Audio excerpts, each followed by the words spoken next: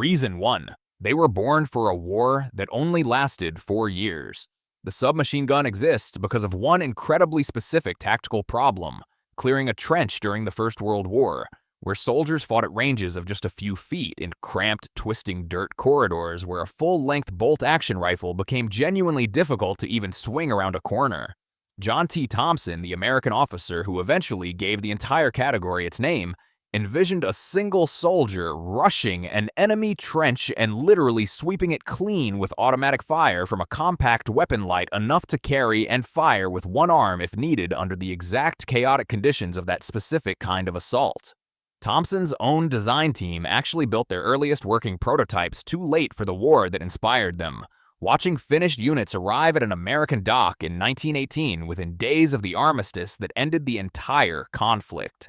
A genuinely ironic footnote for a weapon whose entire concept had been built around one specific wartime tactical problem. That specific battlefield problem, close-range trench clearing against an enemy with nowhere to run, defined the submachine gun's entire reason for existing from the very first prototype onward. A genuinely narrow tactical niche compared to the far broader role a standard infantry rifle was expected to fill across an entire war fought on dramatically different kinds of terrain simultaneously. The war that created that exact urgent need ended in 1918, just as the first working prototypes were finally ready, meaning the weapon's entire founding purpose had already technically expired before a single unit ever reached a frontline trench in actual combat. An irony that would echo throughout much of the category's later commercial and military history as well. Reason 2. They had one genuine golden age, and it also ended in a war. Submachine guns found their real moment roughly 2 decades later, during the Second World War, when millions of units flooded into service with regular infantry, commandos, and resistance fighters across every major combatant nation, simultaneously fighting an entirely global conflict spanning multiple continents at once. Partisan and resistance fighters across occupied Europe specifically valued the exact same compact, easily concealed profile that had first made the weapon attractive to trench raiders decades earlier, proving the underlying appeal of a small, easily hidden automatic weapon had genuinely outlasted the specific war that first created the category. That massive wartime production run, driven by simple, cheap, stamped steel designs that any single factory could churn out at genuinely enormous scale, cemented the submachine gun's reputation as the defining close-quarters weapon of an entire generation of soldiers, fighting across every theater of that global conflict simultaneously. New submachine gun designs kept appearing steadily throughout the following Cold War decades too, proving the category hadn't simply been a wartime emergency measure that would disappear the moment peace returned, with dozens of countries fielding their own homegrown versions well into the 1960s and 1970s. That entire golden age still traced back to the exact same underlying assumption the First World War had originally established, though: that a lightweight weapon firing a pistol cartridge represented the best available answer to close-range combat, an assumption nobody had seriously challenged yet, with a genuinely superior alternative capable of matching that same compact size while offering meaningfully better performance against the specific threats a modern battlefield actually presented. Reason 3. A pistol bullet simply doesn't hit as hard as a rifle bullet. Every submachine gun ever built shares one specific limitation baked directly into its core design from the very beginning. It fires the exact same pistol ammunition a handgun does, a cartridge engineers originally built for a compact sidearm rather than a genuine infantry weapon meant to defeat serious battlefield targets at any real distance across an open field of engagement. Rifle cartridges travel dramatically faster and carry considerably more energy downrange, delivering real penetration advantages and the kind of tumbling hydrostatic effect on a target that a comparatively slow, heavy pistol bullet simply can't replicate at any practical combat. Distance beyond a few dozen yards at most under realistic field conditions soldiers actually encounter. That fundamental ballistic gap meant a submachine gun always traded raw stopping power and penetration for lighter weight and more controllable automatic fire. A genuinely reasonable compromise right up until battlefield conditions changed enough that the penetration side of that trade-off started mattering far more than it ever used to during the weapon's earlier decades of frontline service across multiple major conflicts. For decades, that trade-off felt entirely acceptable, specifically because the threats a submachine gun typically faced, unarmored infantry at close range, didn't actually punish that weaker cartridge in any way that mattered tactically on the specific battlefields where the weapon actually saw regular use. Weapons designers and military procurement officers genuinely understood this exact ballistic limitation the entire time, too. It was never a hidden flaw nobody noticed, but rather a deliberate, well-documented trade-off. Everyone involved accepted specifically because the alternative, carrying a full-weight rifle everywhere, felt genuinely impractical for the specific roles a submachine gun was actually meant to fill across an entire career of frontline service. Reason 4. Modern body armor changed what counted as enough power. Once body armor capable of reliably stopping a standard pistol round became genuinely widespread military and even police equipment across an entire generation of soldiers and officers, the submachine gun's core cartridge limitation stopped being a minor compromise and turned into a real operational liability. Instead, almost overnight, a 9mm round that reliably neutralized an unarmored World War II soldier could now simply bounce off a modern soldier's issued vest, while a full rifle cartridge fired from even a short carbine still punched through that exact same protection without much difficulty at all under realistic combat conditions. That single shift, armor becoming standard infantry equipment rather than a rare specialty item reserved for bomb disposal technicians or riot police, quietly invalidated the entire founding assumption every submachine gun on Earth had been designed around, since the category's whole appeal depended entirely on facing opponents that specific cartridge could actually stop reliably. Military planners watching that armor race unfold had genuinely little choice but to reconsider whether a pistol-caliber weapon still belonged anywhere near a modern infantry unit's standard equipment list at all. Since fielding a weapon incapable of reliably defeating the exact protective equipment an opposing force increasingly wore represented a genuinely dangerous gap in overall unit capability rather than a minor technical footnote easily dismissed by procurement officers reviewing the numbers. Soviet and later Russian forces reportedly reached similar conclusions independently around the same broader time frame, gradually de-emphasizing dedicated submachine guns within their own standard infantry doctrine in favor of increasingly compact versions of their existing Kalashnikov pattern rifles instead. If you've ever wondered how a weapon category becomes obsolete without a single invention replacing it directly, that's the kind of slow-motion shift this channel keeps tracing. Subscribe if you want the next one explained the same way. Reason 5. Rifles got short enough to steal the submachine gun's one remaining advantage. For most of the 20th century, a submachine gun held one genuine advantage no rifle could match: raw compactness, since a full-length infantry rifle simply couldn't fit through a doorway, a vehicle hatch, or a helicopter cabin the way a folded or collapsed submachine gun could manage without any real difficulty at all.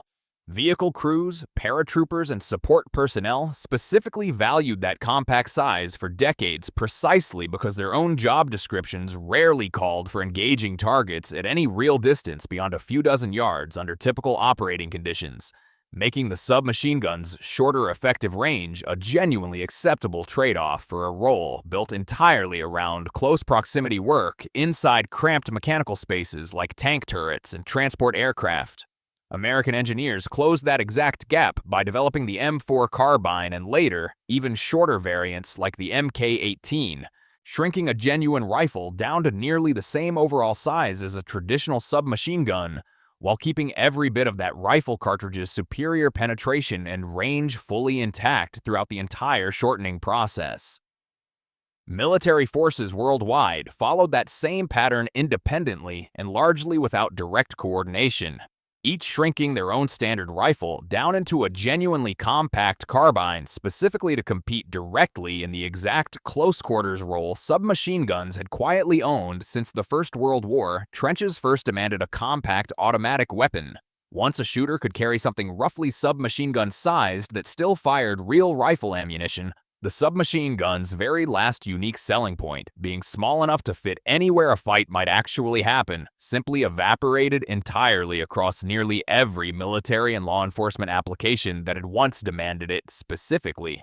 That single technical achievement, matching a submachine gun's footprint while retaining a rifle's ballistics, arguably did more to end the submachine gun's dominance than any single new law, treaty, or piece of body armor ever managed on its own.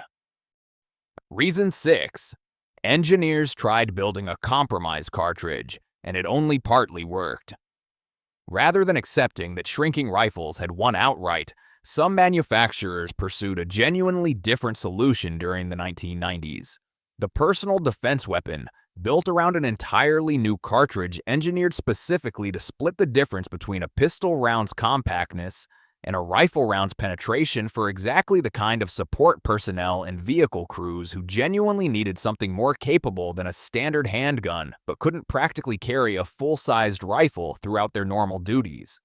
Other manufacturers pursued their own separate versions of that same basic concept too, including Heckler & Koch's MP7, chambered in its own purpose-built 4.6 by 30mm cartridge and adopted by several NATO Special Operations units specifically chasing that same improved armor penetration a conventional pistol caliber round simply couldn't offer. FN's own P90, chambered in the purpose-built 5.7 by 28mm cartridge, became the best-known example, firing a small, high-velocity, bottlenecked round genuinely capable of defeating soft body armor that a standard submachine gun's pistol cartridge simply couldn't touch under the exact same test conditions. That same basic concept spread to other manufacturers too, each building their own scaled-down rifle-like cartridge specifically to give a submachine gun-sized weapon genuine armor-penetrating credibility it previously lacked entirely, chasing the exact middle ground between a pistol round's compactness and a rifle round's penetration that engineers had spent decades assuming simply couldn't exist in one single cartridge design. The concept never achieved anything close to universal adoption, though, since a compact carbine firing genuine rifle ammunition still outpenetrated even these specialized in-between cartridges at nearly every practical combat distance, leaving the personal defense weapon as a genuinely clever engineering answer that arrived just a little too late to seriously challenge the compact carbine's already growing dominance across the broader military and law enforcement market worldwide. Cost also worked against widespread personal defense weapon adoption, since fielding an entirely new, proprietary cartridge meant building fresh production lines, training entire armories on unfamiliar ammunition, and convincing procurement officers to abandon standardized rifle calibers already proven reliable across decades of prior service. Reason 7. Militaries wanted one cartridge, not two separate supply chains. Fielding a genuine submachine gun alongside a standard service rifle meant every military logistics chain had to stock, transport, and resupply two completely separate types of ammunition simultaneously across an entire deployed force. A real and constant supply burden with a genuinely limited tactical payoff once compact rifles could fill that same close-quarters niche just as effectively across nearly every unit type that had previously carried a dedicated pistol-caliber weapon. Beyond ammunition alone, that same duplication extended to spare parts, magazines, cleaning equipment, and the specialized training every single armorer needed to maintain an entirely separate weapon system. Costs that added up considerably across an entire military branch, fielding thousands of units simultaneously in multiple theaters at once. Standardizing an entire military around one single rifle cartridge, used identically whether a soldier carried a full-length rifle or the shortest available carbine variant, dramatically simplified ammunition production, storage, and battlefield resupply at every single level of that same logistics chain, from a factory floor all the way down to a single squad's ammunition pouches in the field during an active deployment overseas. That simplification mattered just as much to military planners as any individual weapon's raw performance in the field, since a genuinely reliable, simple supply chain often does more for a fighting force's overall effectiveness than any single marginal ballistic advantage one specialized weapon might otherwise offer in isolation. Once carbines proved they could handle the submachine gun's old job just as well while sharing ammunition with every other rifle in the entire force, the pistol-caliber submachine gun became a genuinely harder purchase to justify from a pure logistics standpoint alone, regardless of any lingering sentimental attachment to a weapon category with such a long and storied combat history behind it. Reason 8. A genuinely narrow niche survived, even as the broader category faded. Submachine guns never fully disappeared from active service, despite every disadvantage covered in this video. Since specific units still value one specific property, no compact carbine quite matches. A pistol-caliber weapon's inherently lower risk of a stray round punching straight through a wall, a hostage taker or a crowded room, and striking someone or something never intended as the actual target in the first place. That single practical advantage has kept dedicated submachine guns like the Heckler and Koch MP5 in continuous frontline service with elite police and military units for decades now, well past the point where nearly every other justification for the broader category had already collapsed under the weight of shrinking rifles and hardening body armor alike. Across virtually every other application, the weapon had once served reliably for generations of soldiers and officers before it. Police tactical units, and certain specialized military teams operating in genuinely dense, unpredictable environments. Hostage rescue, close protection work, aircraft interiors, continue fielding true submachine guns specifically because that reduced overpenetration risk still outweighs the ballistic advantages a rifle cartridge would otherwise provide in that exact same scenario where innocent bystanders might be standing just a few feet away on the other side of a thin interior wall. That narrow surviving niche looks nothing like the submachine gun's original First World War trench-clearing purpose or its Second World War mass-issue peak, proving the category didn't die so much as it shrank dramatically down to the one specific job no compact carbine has ever managed to do quite as well. Even after every other advantage the submachine gun once held had already been matched or surpassed entirely by shorter and shorter rifles designed specifically to compete in that same close-quarters space, the submachine gun had occupied alone for the better part of an entire century.